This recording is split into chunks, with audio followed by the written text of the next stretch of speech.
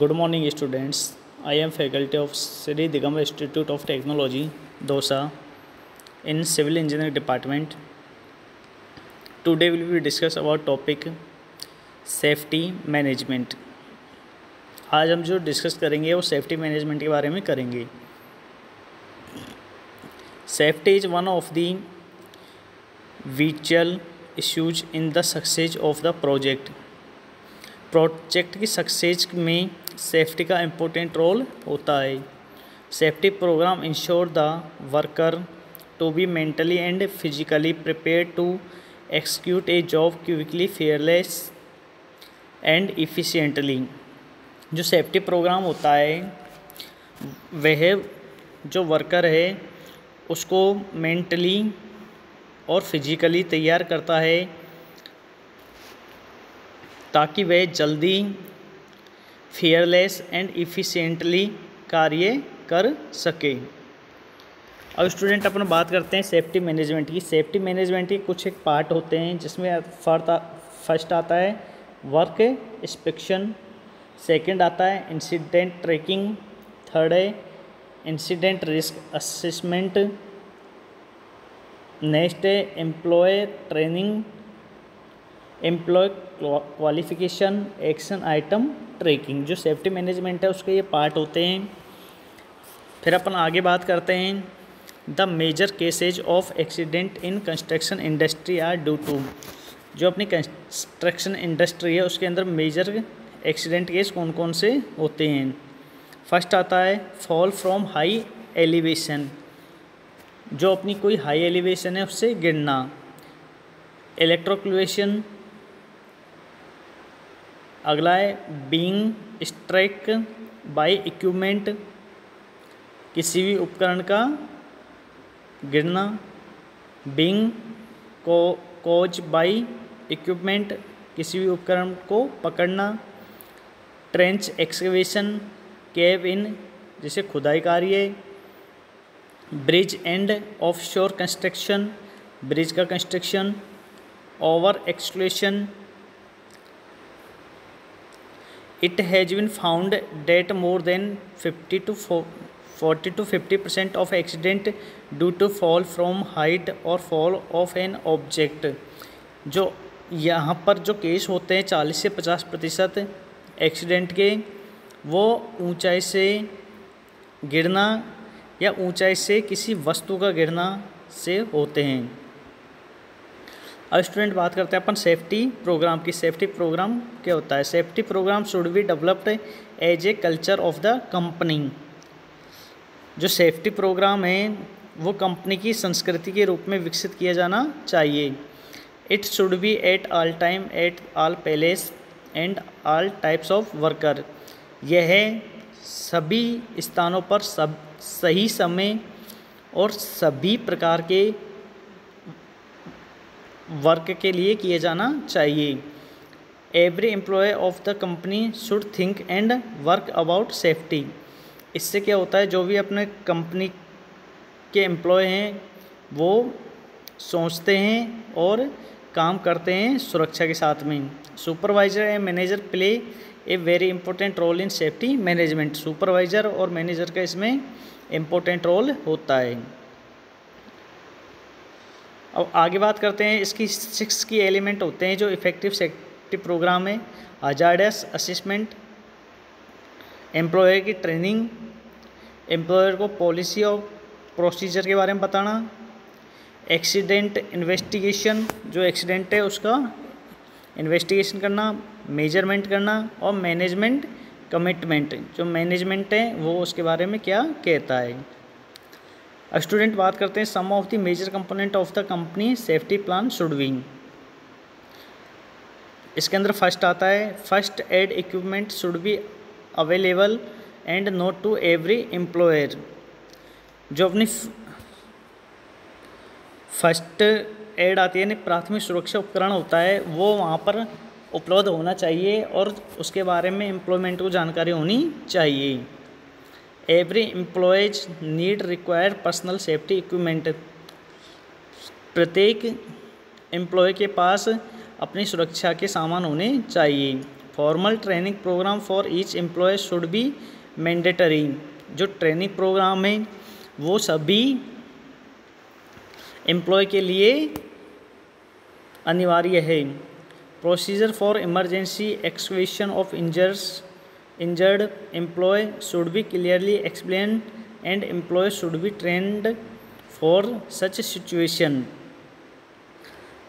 जो भी इमरजेंसी बीमारी है उसके बारे में सबको क्लियर बता देना चाहिए और एम्प्लॉय को इसके बारे में ट्रेनिंग भी देनी चाहिए।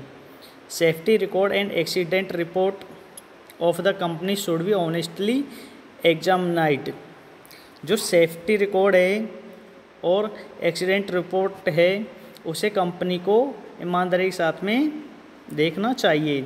Site visit requirement for supervising personal play a very important role in safety programme management. जो सुपरवाइज़र होता है उसका इसमें सेफ्टी मैनेजमेंट के अंदर बहुत ही इंपॉर्टेंट रोल होता है। अब बात करते हैं अपन safety guidelines for personal conducts. Employee should always wear hard hat safety shoes, eye protection, ear protection in noisy area. जो भी एम्प्लॉय है उसे वहाँ पर हेलमेट यानी हार्ड हट, सेफ्टी शूज जूते, आई प्रोटेक्शन, ईयर प्रोटेक्शन और नॉइस एरिया में ये सब चीज़ें पहननी चाहिए। Equipment operator should have the licence and training with the equipment operation and safety norms. जो भी इक्विपमेंट को ऑपरेट करता है उस ऑपरेटर के पास में उसका लाइसेंस होना चाहिए और उसे ट्रेनिंग देनी चाहिए, इक्विपमेंट के बारे में उसे बताना चाहिए और उसे सेफ्टी के नॉर्म्स पता होना चाहिए। Stay out of dangerous place. जो भी खतरनाक जगह है वहाँ से दूर रहें। One should not work alone on the site when other employee are not on the site. जो साइट है उस पर कभी भी अकेले काम नहीं करना चाहिए जब तक कि वहाँ पर दूसरा एम्प्लॉय साथ में नहीं हो। New employ should make themselves conversant with safety norms from senior person of the department. जो भी कंपनी के अंदर नया एम्प्लॉय आता है उसे सीनियर पर्सन से जानकारी लेनी चाहिए और उसे सेफ्टी के नॉर्म्स बताने चाहिए। अब स्टूडेंट अपन ये जो है फ़ोटो दिखा रखी है ये आपको shoes, jacket, helmet, ear plug इनकी दिखा रखी है। ये सब चीज़ें साइड पे होनी चाहिए। अब आगे बात करते हैं रीजन फॉर सेफ्टी मैनेजमेंट। सुरक्षा प्रबंधन के कारण कौन कौन से हैं। इसके अंदर फर्स्ट आता है women train side. Construction industry in any country is comparatively highly accident prone.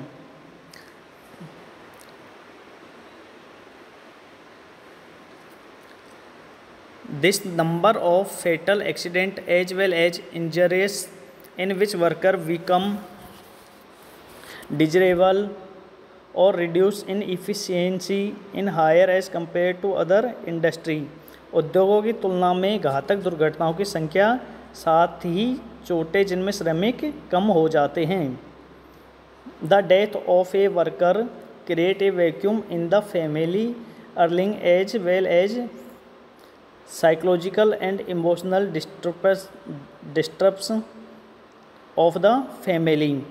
यदि किसी एम्प्लॉय की मृत्यु हो जाती है तो उसकी फैमिली होती है वो फिजिकली और इमोशनली डिस्टर्ब हो जाती है।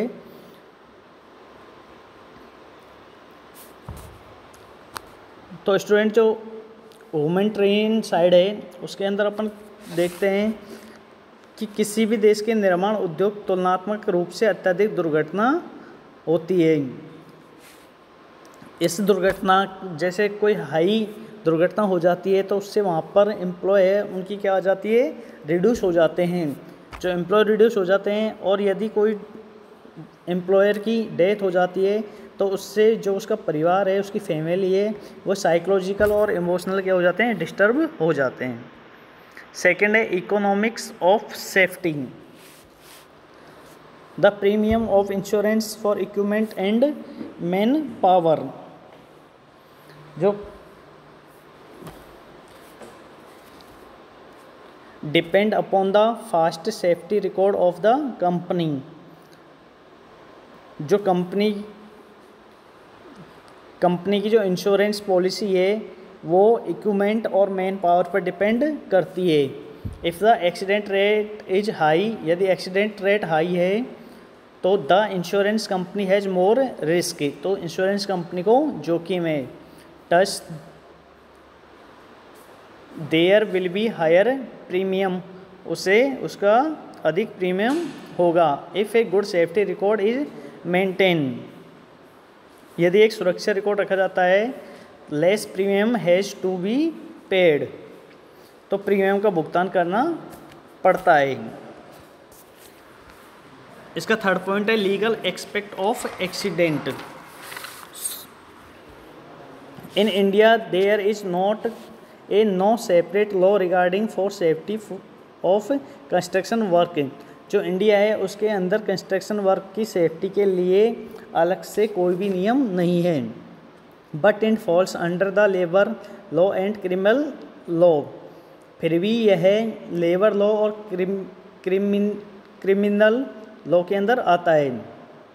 After accident it is report to the concern police station, इसके बाद में एक्सीडेंट होने के बाद में इसकी रिपोर्ट पुलिस स्टेशन में दी जाती है। There are a lot of problem due to investigation regarding the case of accident, इसके बाद में उस केस की इन्वेस्टिगेशन की जाती है।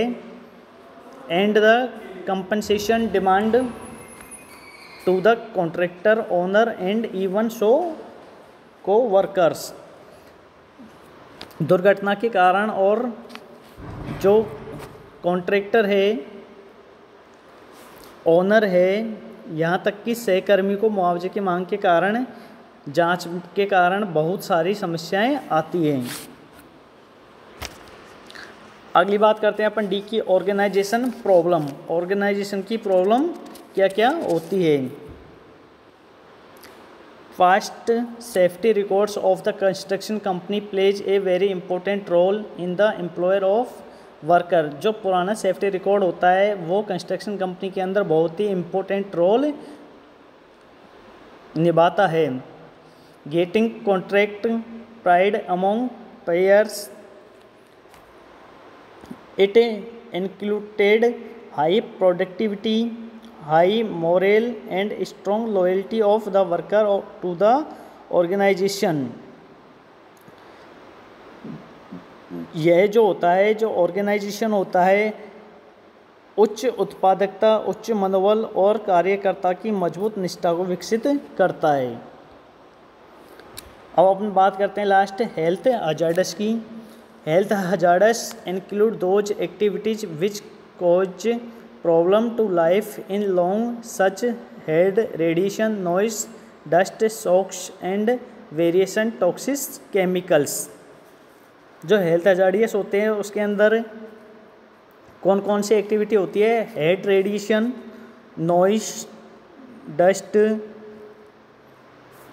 वाइब्रेशन और टॉक्सिक्स केमिकल्स। तो ये सारे प्रॉब्लम्स अपनी साइट पे होती है। Thank you.